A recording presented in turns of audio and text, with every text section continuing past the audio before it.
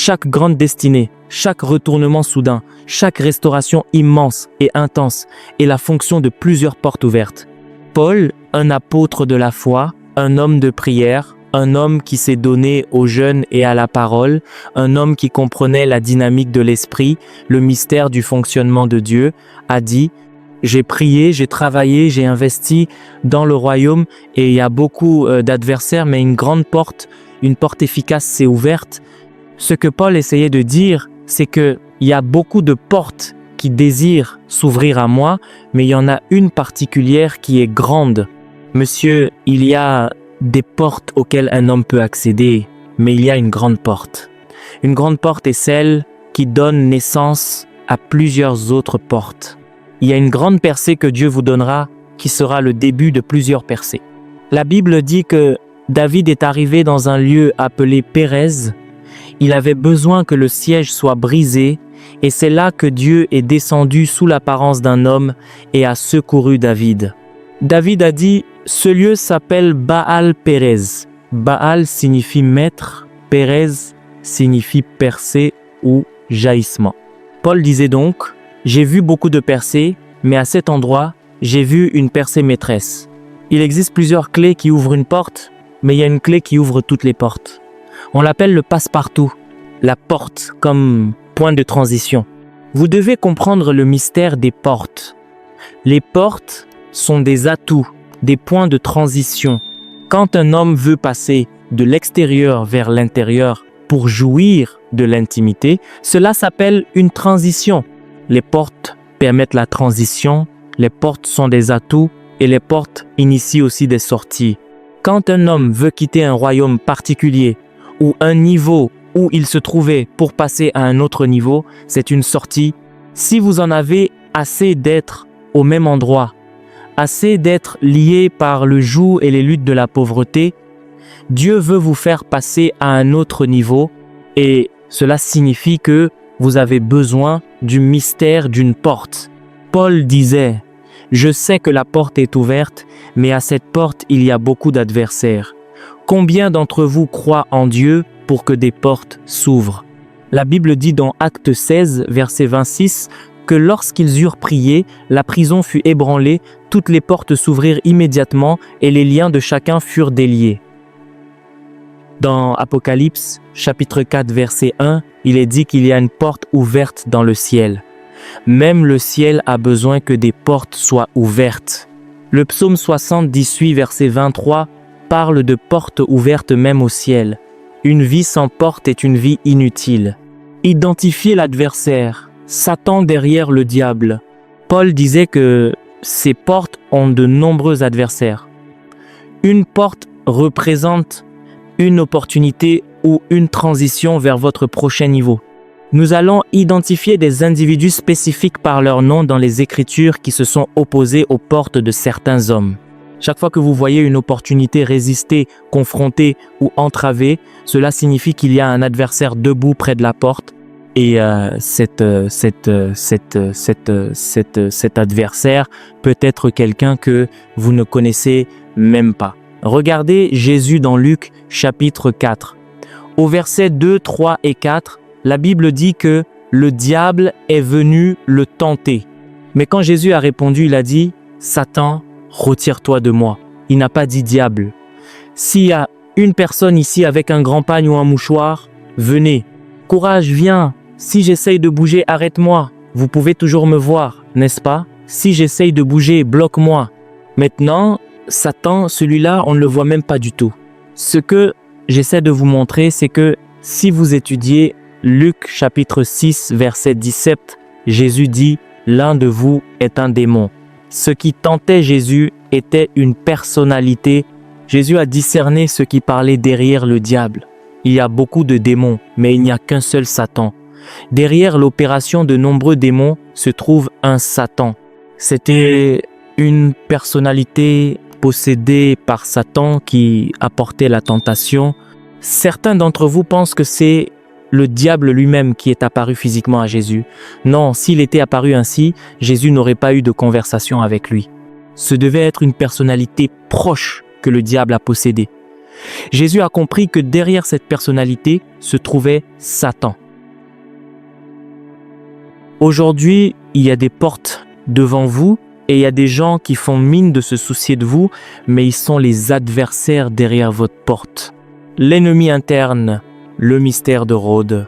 Le premier adversaire à toute porte ouverte est Rhodes. Lisez Actes 12, versets 13 et 14. Pierre frappe à la porte de la maison et une servante nommée Rhodes s'approche pour écouter. Quand elle reconnut la voix de Pierre, au lieu d'ouvrir, elle courut à l'intérieur. Rhodes est l'ennemi interne. Rhodes était une servante dans la maison de Marie, la mère de Jean-Marc. Elle n'avait rien à faire à la porte. Elle ne savait rien de la prière en cours, mais elle se tenait là. Rhodes représente la méchanceté interne. Pierre avait échappé à des portes de prison qui s'étaient ouvertes d'elles-mêmes devant lui. Mais quand il est arrivé là où se trouvait Rhodes, la porte ne s'est pas ouverte d'elle-même. Cela vous montre que la bataille devient plus rude lorsqu'un opérateur interne est impliqué. La raison pour laquelle vous ne voyez pas certaines manifestations lorsque des gens méchants internes sont impliqués, c'est parce que vous êtes émotionnellement attaché à eux. Même quand vous priez contre la méchanceté, vous ne pensez pas à eux. Rhodes signifie fleur ou tendre. Ce sont des gens que vous pensez incapables de vous nuire car ils paraissent tendres. Chaque Rhodes à votre porte, au nom de Jésus, dans les prochaines minutes, le feu s'occupera d'eux. Les portes anciennes et les gardiens humains. Rhodes n'était pas une disciple. Il y a beaucoup de gens à qui nos émotions ont donné accès à nos vies et par cet accès, ils font de la résistance. Ma prière pour vous est la suivante. Quiconque est positionné à un endroit où Dieu ne l'a pas mis, quiconque occupe une place dans votre cœur qui déplaît à Dieu, je les extirpe de votre vie. Même Jésus, à la résurrection, a subi une résistance. Dans le psaume 24, verset 9, il est dit « Levez vos têtes aux portes, levez-vous, porte éternelle ». Une autre traduction dit « porte ancienne ». Ce sont des portes qui ont été fermées contre votre Père, des portes que vos mères n'ont pas pu franchir. Les portes sont plus importantes que les portails. Même si le portail est ouvert, vous avez toujours besoin que la porte s'ouvre. Et ceux qui se tiennent à la porte sont des humains, pas des esprits. Le verset 7 et 9 dit « Levez vos têtes ». Avez-vous déjà vu une porte avec une tête? Regardez Acte 12, verset 10. Il est dit que la porte s'ouvrit d'elle-même devant lui. On n'utilise pas un pronom personnel pour une porte à moins de vouloir qualifier une personnalité, c'est une personnification. Ce portail que vous pensiez être en métal est en réalité un homme, une porte contrôlée par l'homme. Rhodes savait que c'était Pierre. Comment peux-tu savoir que cet homme ou cette institution est là pour m'aider et pourtant rester là en résistance? Rhodes, tu connais mes problèmes, tu sais que j'ai un besoin, tu sais que j'ai souffert et travaillé, pourquoi te ligues-tu contre moi au moment de manger le fruit de mon travail? Rhodes est si tendre que si vous ne faites pas attention, elle vous détruira. Il y a une parabole qui dit que lorsqu'une mouche se pose sur vos parties intimes et que vous voulez la tuer, vous devez faire preuve de stratégie. Il faut être très stratégique. Ne détruisez pas vos parties intimes simplement pour tuer une mouche. Certaines personnes sont stratégiques. Elles occupent des places clés dans votre vie. La trahison de Démas, quand Paul parle de certaines personnes, on ressent sa douleur. Démas était quelqu'un qui avait été rejeté par les siens. Et Paul l'a accueilli. Paul a investi en lui. Paul aimait l'éducation. Il venait du monde académique et voulait que les gens apprennent. Il a inscrit Démas à l'université de Thessalonique. Dès que Démas a été diplômé, il s'est lancé dans le droit. Paul était avocat et Démas est devenu l'un de ceux qui ont commencé à le persécuter. C'est comme si je t'avais donné du pouvoir et formé à l'école pour que tu te retournes contre moi. C'est pourquoi Paul ne savait plus comment prier. Il a dit « Démas m'a abandonné par amour pour le présent siècle ». Il a ajouté que Dieu lui rende selon ses œuvres. Imaginez ce que Paul a ressenti, traîné devant le jury, et l'un des avocats de l'accusation est Démas, l'homme qui l'a formé. C'est une Rhodes à la porte. Parmi vous, certains ont des adversaires qui ne sont pas des ennemis déclarés, mais des proches. Je ne comprends pas cette énergie. Pourquoi faire semblant d'aimer les gens alors que ce n'est pas le cas? Si vous n'aimez pas quelqu'un, laissez-le savoir. Cela vous épargnera de la pression. Dites à 5 personnes autour de vous, Dieu combattra ton combat. Le langage corporel de la méchanceté. Il y a des gens qui ne se déconnecteront pas de vous, mais qui vous combattent par des signes corporels. Proverbe chapitre 6, versets 12 et 13 dit « L'homme de néant, l'homme inique, marche la fausseté à la bouche. Il cligne des yeux, il parle du pied, il fait des signes des doigts. C'est le méchant qui fait des grimaces, qui cligne de l'œil pour comploter, qui fait des signes avec ses pieds et ses doigts, tout en étant avec vous. Ils sont là, mais leur langage corporel vous trahit. C'est une rôde qui se tient à votre porte. Que Dieu donne à chacun de ses adversaires ce qu'il mérite.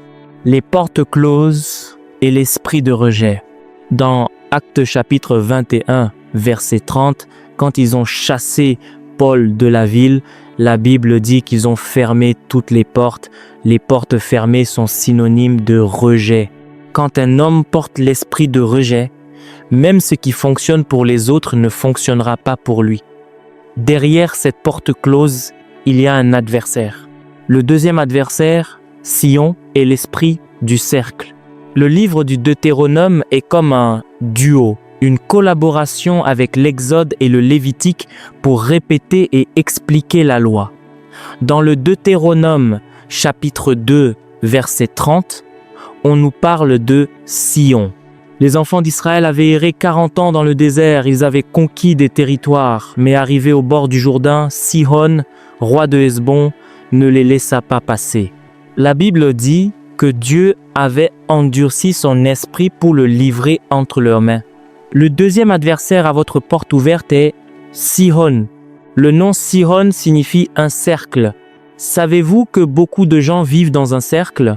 Ils commencent en janvier, travaillent, luttent, s'épuisent, mais reviennent toujours au point de départ. Quand l'argent arrive, il disparaît jusqu'au dernier centime avant qu'une nouvelle opportunité ne se présente. C'est un cercle. Des prédicateurs recommencent leur ministère 3, 4 ou 5 fois. C'est l'esprit du recommencer à zéro. Sion refuse de vous laisser passer.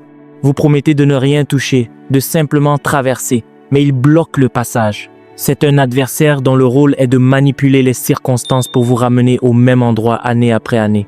El Roi, le Dieu qui me voit, mais nous sommes rassemblés ici pour invoquer Elohim, El Elyon, El Roi, El Roi, El Roi est le nom que Agar a donné à Dieu quand elle a été rejetée. Elle avait été utilisée comme mère porteuse pour Abraham par Sarah, puis méprisée et expulsée. Elle cherchait une bouteille d'eau, mais Dieu lui a montré un puits, El Roi, le Dieu qui me voit dans ma situation la plus défavorable. Aujourd'hui, alors que nous prions, je vois de la vitesse. Vous avancez et vous ne reviendrez pas en arrière. Cette manipulation maléfique, démoniaque, satanique et occulte doit cesser. Rien ne vous retiendra plus au même niveau. En avant toujours, en arrière jamais. Paul a dit dans la première épître aux Corinthiens, chapitre 15, verset 32, « J'ai combattu contre les bêtes à Éphèse ». L'église d'Éphèse était un lieu de grands conflits spirituels. Beaucoup d'entre vous ont des opportunités incroyables, mais elles ne se traduisent pas en réalité. Vos protecteurs vous oublient soudainement sans raison. C'est Sion, le cercle, l'adversaire à la porte. Mais Dieu a promis qu'il pourvoirait à chaque nouveau jour. Personne ne devrait rien garder jusqu'au lendemain quand cela vient de Dieu et d'une provision divine. Dieu veut prendre toute la gloire. Chaque fois qu'il se passe quelque chose dans votre vie et que vous commencez à témoigner en ajoutant combien vous avez jeûné ou prié, cela devient un concours. Tant que vous pouvez encore jeûner pour obtenir une réponse, Dieu restera silencieux. Il arrivera un point où votre jeûne deviendra insignifiant. Vous jeûnerez et les choses resteront les mêmes parce que Dieu veut prendre la gloire. C'est pour cela que vous jeûnez maintenant. Plus vous jeûnez, plus le problème augmente, plus la bataille se multiplie, car Dieu veut vous amener au point où vous jeûnez simplement parce que vous l'aimez pour lui exprimer votre amour. afin que lorsqu'il apparaîtra, vous sachiez que c'est son doigt et son doigt seul. Quand les gens disent « Oh, j'ai jeûné et j'ai prié », c'est qu'ils n'ont pas encore connu de vrais problèmes. Il existe des problèmes ioniques qui n'ont aucun respect pour le jeûne, les problèmes ioniques et les chars de fer. Je vais vous montrer le troisième adversaire. Il est dit qu'ils ont vaincu les ennemis de la montagne, mais qu'ils n'ont pas pu affronter les ennemis de la vallée parce qu'ils avaient des chars de fer. Ce sont des problèmes ioniques. Lisez sur l'écran, l'Éternel fut avec Juda, et Juda se rendit maître de la montagne, mais il ne put chasser les habitants de la plaine parce qu'ils avaient des chars de fer. Il y a des problèmes qui comprennent les Écritures. Ils ne s'inclinent pas devant le sacrifice ou quoi que ce soit d'autre. J'ai pratiqué la délivrance sur quelqu'un. Chaque fois que je citais une écriture, elle en citait une autre. Elle me disait même où cela se trouvait dans la Bible. Je me disais, mais quel autre moyen ai-je? C'est là que j'ai réalisé que c'est pas une question de connaissance intellectuelle, mais d'onction. Actes, chapitre 10, verset 38. Comment Dieu a oint du Saint-Esprit et de force Jésus de Nazareth, car Dieu était avec lui. La délivrance de nos jours est parfois très enfantine. On pense que tous les esprits vont sortir en criant, mais les démons arrogants ne parlent pas. Les démons tenaces ne parlent pas. Si vous avez un ministère de délivrance, faites-le, ne laissez personne vous arrêter. Mais comprenez que vous devez grandir. Il m'a fallu du temps, j'ai fait toutes ces choses, je ne les condamne pas, je dis simplement qu'il y a un niveau supérieur. Si vous lisez Hébreux chapitre 9, à partir du verset 1, lors de la préparation du temple, il y avait des chandeliers, des lampadaires, des tables, mais il n'y avait aucune chaise. Pourquoi? Parce que le Seigneur a dit à mon Seigneur, « Assieds-toi à ma droite, seul le Seigneur mérite cette chaise. » Il y a un niveau où Dieu vous donne une chaise, une position qui n'est pas faite de main d'homme. À ce niveau, vos ennemis deviennent votre marchepied. Donc, si vous en êtes encore à crier « Sors de la jambe, sors de la tête », continuez, vous allez grandir. J'aimais faire ça autrefois, mais quand on arrive à un niveau de maturité et qu'on est très occupé, on n'a plus le temps pour ces mises en scène. Certains démons profitent de la personnalité des gens pour vous gifler physiquement. Si quelqu'un vous gifle pendant une délivrance, ce n'est pas le démon, c'est la personne qui profite de votre émotion. Les démons n'ont pas besoin de lever un doigt physique pour vous attaquer. Ils lancent des flèches par le regard ou envoient un vent pour abattre une maison. Quand les choses deviennent physiques, ce sont souvent des gens qui profitent de la situation pour vous stresser. Le premier adversaire à la porte est Hérode, le deuxième est Sion, le troisième adversaire est Élymas. Actes, chapitre 13, verset 8. Paul prêchait à un gouverneur adjoint qui était une porte majeure pour le ministère. Un homme appelé Élymas s'est levé et a utilisé des flèches spirituelles pour détourner cet homme de la foi. Paul a identifié Élymas comme un sorcier. Qu'est-ce que la sorcellerie witchcraft? Le mot witch signifie détourner et craft signifie un métier ou une mission. La sorcellerie est donc l'acte de détourner quelque chose de sa destination ou de son intention originale. Lorsqu'elle est initiée, un homme qui aurait dû être ceci ou cela à un certain âge n'est plus que l'ombre de lui-même. 3 choses alimentent la sorcellerie. 1. La domination, le besoin que tout tourne autour de moi, moi-même et je. Si cela ne les favorise pas, ils s'en moquent. Ils utiliseront des paroles pour dénigrer tout ce qui ne sert pas leur intérêt. C'est pour cela que la Bible dit que la rébellion est comme le péché de sorcellerie 2, le pouvoir de persuasion. Ce sont des gens qui peuvent convaincre un singe de descendre d'un arbre sans même avoir de banane. Ils utilisent les mots pour dominer. 3. L'intérêt personnel. La vie n'est pas configurée uniquement pour votre profit. Si votre voisin réussit, réjouissez-vous. La domination vient avec la cupidité, la nécessité de la sensibilité spirituelle.